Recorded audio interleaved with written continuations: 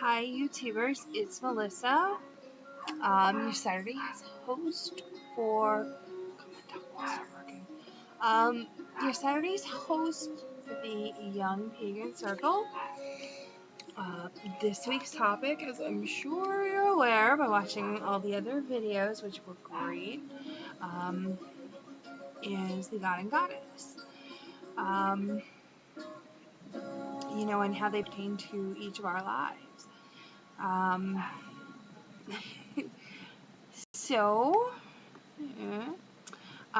The first question is, how do you connect with the God and Goddess in daily life? My computer lagged. How I connect? I do this many different ways. If I'm in a very busy day, I have a God and Goddess candle on my altar. I'll light the main candle, and then light the God and Goddess candle. I honor the Esbets, as well as solar Esbets, if you will, which I'm actually really looking forward to the solar eclipse on the 20th, hopefully. I swear, even if we get a partial down here, that's still better than nothing. Which it's supposed to mostly affect the western part of the country, and I'm like nowhere near western, but we are somewhat an anomaly, if you will, so you never know. How do I connect? If I'm feeling that I really need to feel the God aspect in my life more, I will go outside in the sun and sit in the grass. I will go to nature during the day, and I will go through a nature walk. I solar activities, solar herbs. I'll burn like an incense mix of herbs that I attribute to the god. Listen to me. Oh, it's a chant. Oh, go away.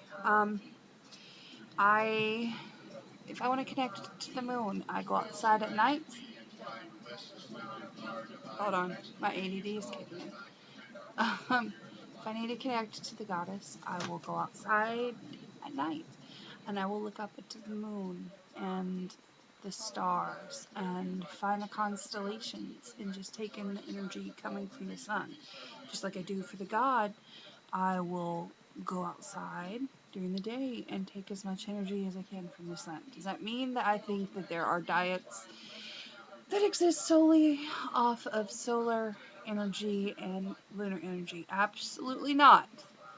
Which I happened to see there was a lady that did that. But anyway, God, my ADD is bad today. Another ways that I connect is I love things that have like the moon and sun, to me, which is the perfect pagan symbolism for the god and the goddess. The masculine sun and the feminine moon. Oh goodness, I very much work off the opinion when it comes to the god and goddess is go with what you feel. How do I view the god and the goddess? The goddess is the epitome of feminine. The way that I see the goddess, and I know this is going to really contradict what a lot of people think, but the way I view the goddess is she is an amazing force that is known by many names. Whether it be Bridget, Rihanna, Venus, Juno, Hera, Aphrodite, Athena. I think it's it's not.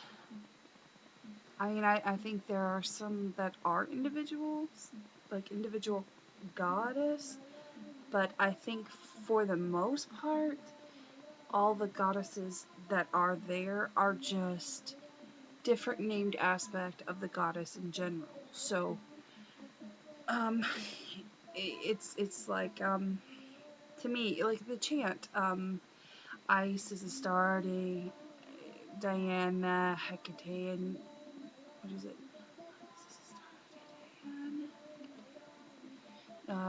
Demeter, Kali, and Nana. It's to me a very very formal way of somebody, yelling your whole name, like when you're in trouble. My mom was always Melissa, and I'd come running. I think to me, that chant pretty much is the epitome of calling the goddess force, you know, and getting her there to be there in all aspects. Um, just like the God. And I will do the same with the God force. I feel the same about him, where he's got all these different names and these different aspects and attributes to him, but they are all encompassing of the God energy. I hope that makes sense to you guys. So, eh, you know, it's something that I've kind of, the way I feel is something I've kind of always felt this way, but it wasn't until I actually spoke with my high priest about this, that he really solidified it to me that yes, it's true on some aspect of a level. Because even in your most basic of pagan books, it talks about the Godhead being comprised of two sides, the masculine and then the feminine, and these all-encompassing things equal, so it's, it, yeah, so yeah, that's, um, uh, how do I connect more with the God and goddess aspects? Again, I follow an idea. 6 months of the year is dedicated to work of the God. And in my coven, the high priest is in charge. 6 months of the other half of the year is dedicated to the goddess.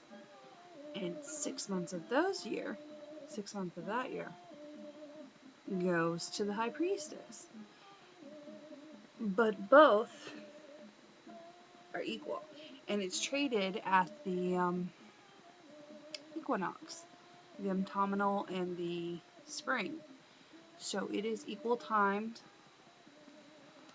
And during the light part of the year, the light half of the year, from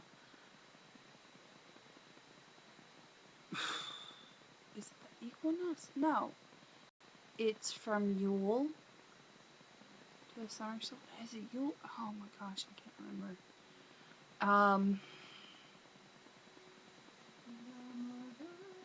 Yeah, it's from Yule to the Yule to June at the summer solstice, and then summer solstice to Yule. So, during this time until next month, it's the time of the God, and I honor the God. And the God is the driving force, but hands it off to the goddess on the summer solstice, which is what, June 21st, and she hands it back over to the God starting on Yule, which let's hope the zombie apocalypse doesn't happen then. Just joking. But I pay my homage various ways. And I think a lot of people feel that their inspiration will come from a book, or, well, the book, my book says do this. I always, always, always recommend, don't use the book as a reference, but not an inspiration unless you want to write a book. Use your inspiration around you, like stepping into the sunlight and feeling the warmth and the glow and the energy coming from the sun, and go outside and just close your eyes and feel and listen and let all your other four senses take over. Smell what's in the air and hear the sounds of the trees and the birds and the frogs and the crickets, and go outside in that warm sun and connect to the masculine God energy. And I recommend doing the same for the female. Go out at night when the moon is up and you can see her, and just go outside and hear all the sounds of the night and the rustle of the leaves and crickets and cicadas, the sun's setting and handing it off to the moon, and just take it in. Take it all in, and find personally things that help you connect. It doesn't have to be traditional symbols. You may find an antler on the ground. You may find a tree branch on the ground that looks just like a deer antler. You might find two of them. Take those and put those on your altar and have it represent the horned god. And there'll be other things as well. You'll find random shells, or I love flea markets. You'd be surprised at what you can find at the flea market. I found a $25 ISIS mirror that was like this. Well, the mirror was this tall, but it was in total maybe about 3 feet, and it was like $25, which I'm so tempted to go back and get. But the inspiration is there. You have to want to look for it, and when you want it badly enough, it will come to you. But just because a book says something's different, I can find 30 books that say 30 contradicting things. Just go out and experience for yourself, and you will find your own inspiration. As to what helps you connect with the goddess, or the god, or the god and goddess. So yeah, wow, babbling a while. Okay, so I'm gonna end this. Oh, my ADD is kicking in. Alright, so, I wish you guys on the best of luck and the best of journey going out there and trying to connect and trying to find your inspiration. And if you come across something that's, nobody else has talked about, video response it. Put a video response on here. Let us know that you're out there, looking and finding, or not finding, but hopefully finding, and just take it all in. Just take it all in. So thank you for watching, and blessed be.